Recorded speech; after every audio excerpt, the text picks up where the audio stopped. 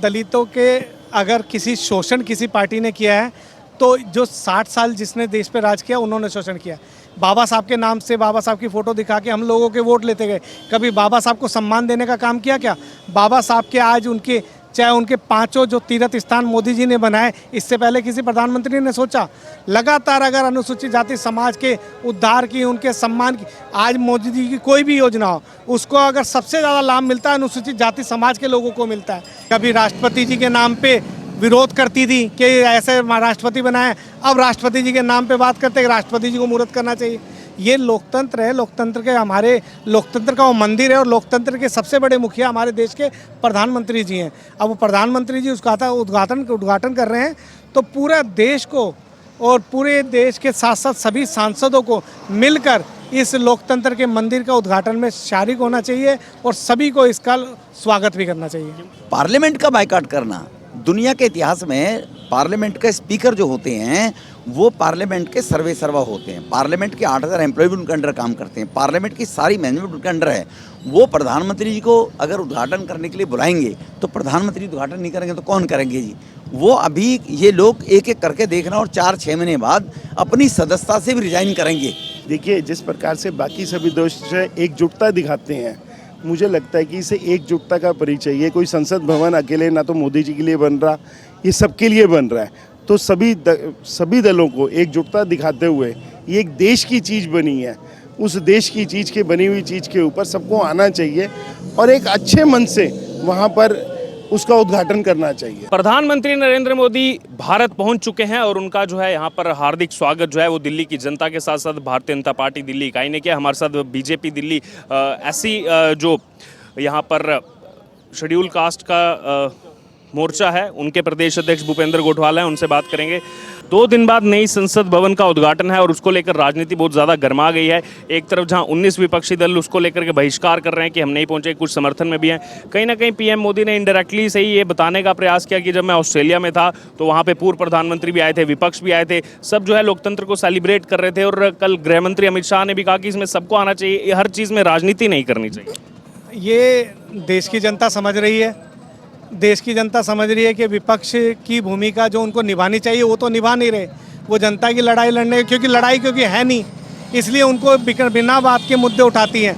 कभी राष्ट्रपति जी के नाम पे विरोध करती थी कि ऐसे राष्ट्रपति बनाए, अब राष्ट्रपति जी के नाम पे बात करते हैं कि राष्ट्रपति जी को मुहूर्त करना चाहिए। ये लोकतंत्र है, लोकतंत्र के हमारे लोकतंत्र का वो मंदिर है और लोकतंत्र के सबसे बड़े मुखिया हमारे देश के प्रधानमंत्री जी हैं। अब वो प्रधानमंत्री जी उसका उद्घाटन कर रहे हैं तो पूरा देश को और पूरे देश के साथ साथ सभी सांसदों को मिलकर इस लोकतंत्र के मंदिर का उद्घाटन में शारिक होना चाहिए और सभी को इसका स्वागत भी करना चाहिए। क्योंकि आप एससी मोर्चा से आते हैं, दूसरी तरफ आम आदमी पार्टी के नेता संजय सिंह वो कह रहे हैं कि बीजेपी दलित विरोधी है, ये पिछड़ा विरोधी है, ये जो है इनको कभी आगे नहीं बढ़ने देखना चाहते, इसीलिए जो है पीएम खुद ही उद्घाटन कर रहे हैं। देखिए, दलितों के अगर किसी शोषण किसी पार्टी ने किया है तो जो 60 साल जिसने देश पे राज किया उन्होंने शोषण किया। बाबा साहब के नाम से बाबा साहब की फ़ोटो दिखा के हम लोगों के वोट लेते गए। कभी बाबा साहब को सम्मान देने का काम किया क्या? बाबा साहब के आज चाहे उनके 5 जो तीर्थ स्थान मोदी जी ने बनाए, इससे पहले किसी प्रधानमंत्री ने सोचा? लगातार अगर अनुसूचित जाति समाज के उद्धार की, उनके सम्मान की, आज मोदी जी की कोई भी योजना हो उसको अगर सबसे ज़्यादा लाभ मिलता है अनुसूचित जाति समाज के लोगों को मिलता है। चाहे वो ये उज्ज्वला योजना हो, चाहे वो हर घर जल योजना हो, चाहे वो प्रधानमंत्री आवास योजना हो, कोई भी योजना हो, अगर वो मध्यम वर्ग के की या निम्न वर्ग के लोगों के लिए बनती है तो उसमें अगर कोई सबसे ज़्यादा होता है तो हमारा अनुसूचित जाति समाज का आदमी व्यक्ति होता है। और उसका लाभ लगातार देश की जनता और जनता जिस जनाधार के साथ मोदी जी को बार बार जिता के भेज रही है, उससे आपको और किसी को कहने की आवश्यकता नहीं है कि कौन सा समाज उनके साथ है, कौन सा नहीं है। ये जनता खुद बता रही है कि मोदी जी के साथ सब समाज पूरी निष्ठा के साथ उनके साथ है। एक आखिरी कमेंट लेना चाहूँगा। एक तबका है जो लगातार कहता है कि बीजेपी जो है वो नॉर्थ इंडिया की पार्टी है। अब कर्नाटक में जो हार हुई उसके बाद बहुत सारी पार्टियों ने कहा कि अब जो है बीजेपी का साउथ इंडिया में कोई वर्चस्व नहीं रहा, लेकिन दूसरी तरफ हम देख रहे हैं कल जो है कहा गया कि अब सेंगोल जो है चोल साम्राज्य की जो राजदंड वाली प्रथा है उसको जो है स्पीकर के साथ वहां पर रखा जाएगा। आज पीएम मोदी ने अपने भाषण में जिक्र किया कि तमिल जो है वो हमारी सबसे पुरानी भाषा है। तो लगातार जो है हम देख रहे हैं कि जो दक्षिण भारत है उसके भी रिचुअल्स को साथ में लेकर के जो है सरकार चल रही है। क्या कहेंगे इस पर? विपक्षी लेकिन कह रहे हैं कि ये साउथ इंडिया का इसमें कोई वर्चस्व नहीं रहा है। सर, मैं अनुसूचित जाति मोर्चे का प्रदेश का अध्यक्ष होने के नाते दिल्ली को रिप्रेजेंट करता हूं। ऐसे ही हमारे पूरे देश भर में अनुसूचित जाति मोर्चे के प्रदेश अध्यक्ष हैं और मैं लगातार हम सब लोगों का कहीं ना कहीं राष्ट्रीय कार्यकारिणी में कहीं ना कहीं हम लोगों की चर्चा भी होती है। पहले जो स्थिति थी आज की स्थिति में बहुत फ़र्क है। आज तमिलनाडु में भी भारतीय जनता पार्टी और खासकर अनुसूचित जाति मोर्चे का बहुत ही सक्षमता से कार्य चल रहा है। लगातार ऐसे तेलंगाना में, चाहे आंध्रा में, चाहे केरला में, चाहे उड़ीसा में, चाहे कर्नाटक, लगातार हार जीत चलती है। चुनाव का समय, चुनाव कभी हम लगातार 10 साल से 15 साल से सत्ता में थे ही वहाँ पे और किन्हीं कारणों से हमारी हो सकता है कोई चूक रह गई हो, लेकिन आने वाले समय में आप दक्षिण भारत में देखना भारतीय जनता पार्टी का जो परचम लहराएगा वो आप सब लोगों के लिए और पूरे देश के लिए उदाहरण का। प्रधानमंत्री जी पहुंचे और साथ ही साथ जो जिक्र किया गया यहाँ पर कि कैसे जो है आज पूरी दुनिया भारत को देख रही है और पूरे 140 करोड़ देशवासियों को गर्व होना चाहिए जब वहाँ पर उनकी बात होती है। देखिए, पूरे देश के साथ साथ हमें भी भारतीय जनता पार्टी के कार्यकर्ता होने पे भी गर्व है और प्रधानमंत्री नरेंद्र मोदी जी पे भी गर्व है। उन्होंने लगातार भारत का सम्मान पिछले 9 साल में जितना पूरे विश्व में बढ़ाया है शायद इससे पहले किसी प्रधानमंत्री ने बढ़ाया था। और आपको, हमको, पूरे देशवासियों को, पूरे दिल्ली वासियों को, सभी को इस बात पे गर्व है। G7 की भी समिट हो या इससे पहले के कोई दौरे हो, लगातार हर दौरे में भारत का लोहा मनवाते हुए हमारे प्रधानमंत्री जी आ रहे हैं। इसके साथ ही उन्होंने जिक्र किया कि जो चीज़ें सामने आई, जैसे सबने सुना मोदी इज़ द बॉस बोला गया, उसके अलावा जो पहुंच हुए के लीडर बोला गया, उसके अलावा एस जयशंकर ने जो जिक्र किया कि जो बिहाइंड द कैमरा बहुत सारी बातें हुई हैं, उससे कहीं ना कहीं अब ये महसूस हो रहा है कि भारत जो है कैसे आगे बढ़ रहा है और पूरी दुनिया कैसे इसको देख रही है। आप लगातार, हम सब लोग लगातार देश में पता नहीं कितने प्रधानमंत्रियों को देखा, क्या किसी भी प्रधानमंत्री ने पैर छू के धन्यवाद किया या स्वागत किया? एक हमारे देश के प्रधानमंत्री नरेंद्र मोदी जी के लिए पूरा देश, क्या पूरा विश्व उनका लोहा मानता है और लगातार उनकी लोकप्रियता दिल्ली, देश, विश्व में बढ़ती जा रही है।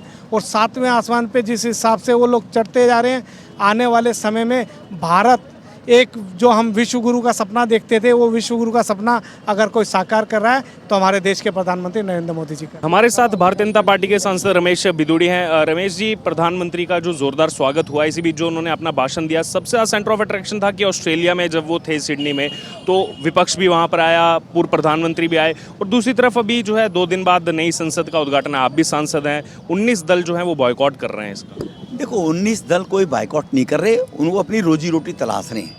उनको, उनके पास कुछ अब रहा बचा नहीं है। पार्लियामेंट का बाइकआउट करना, दुनिया के इतिहास में पार्लियामेंट के स्पीकर जो होते हैं वो पार्लियामेंट के सर्वे सर्वा होते हैं। पार्लियामेंट के 8000 एम्प्लॉय भी उनके अंडर काम करते हैं। पार्लियामेंट की सारी मैनेजमेंट उनके अंडर है।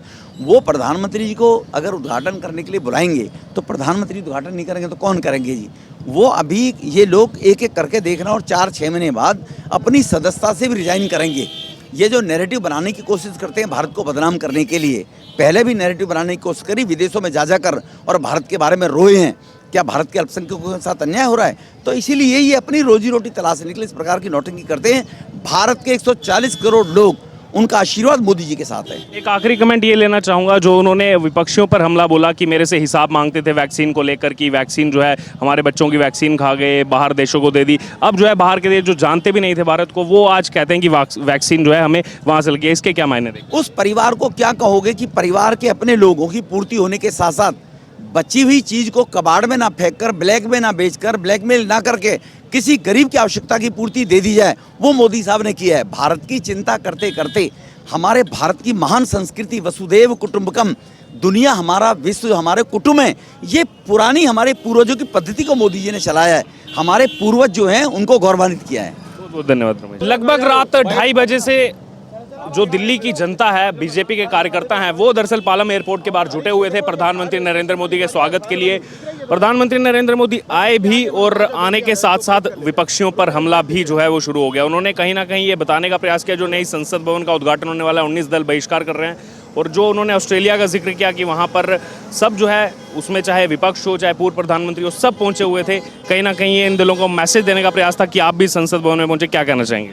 देखिए, जिस प्रकार से बाकी सभी देश एकजुटता दिखाते हैं, मुझे लगता है कि इसे एकजुटता का परिचय, ये कोई संसद भवन अकेले ना तो मोदी जी के लिए बन रहा, ये सबके लिए बन रहा है। तो सभी दलों को एकजुटता दिखाते हुए ये एक देश की चीज़ बनी है, उस देश की चीज़ के बनी हुई चीज़ के ऊपर सबको आना चाहिए और एक अच्छे मन से वहाँ पर उसका उद्घाटन करना चाहिए। क्या कहना चाहेंगे इसके साथ ही साथ सबसे ज़्यादा जिक्र जो किया गया वो एस जयशंकर का किया गया कि 45 साल का उनको अनुभव है और उन्होंने उनसे भी कहा कि आप और ज़्यादा लोगों के बीच में जाइए, जो आपने फॉरेन पॉलिसीज़ को लेकर काम किया, अब उनको नया अनुभव जो है बाहर जा कर के देखने को मिल रहा है।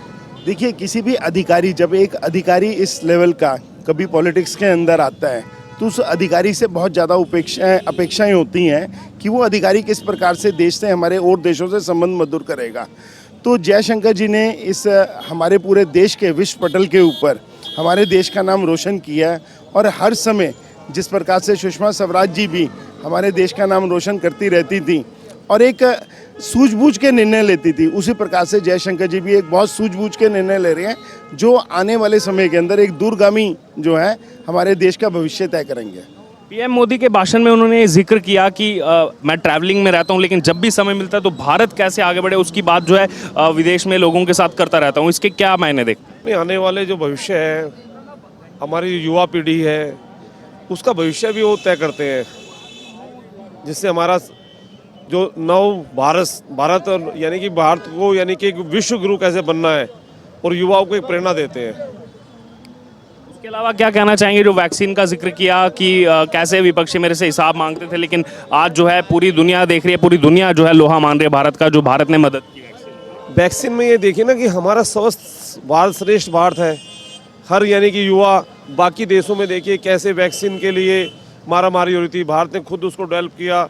आज कोरोना के अंदर यानी लोगों ने लॉकडाउन लगाए हुए हैं लेकिन भारत के अंदर सभी हम आराम से बिना मास्क के घूम रहे हैं। सिर्फ ये वैक्सीन का कमाल और मोदी जी की मेहनत का कमाल है, उनके आगम बुद्धि का कमाल है, जिन्होंने समय से पहले इन चीज़ को विकसित करके अपने देश को सुरक्षित किया और साथ ही देशों को भी सुरक्षित किया, जो आज हम परिणाम देख रहे हैं।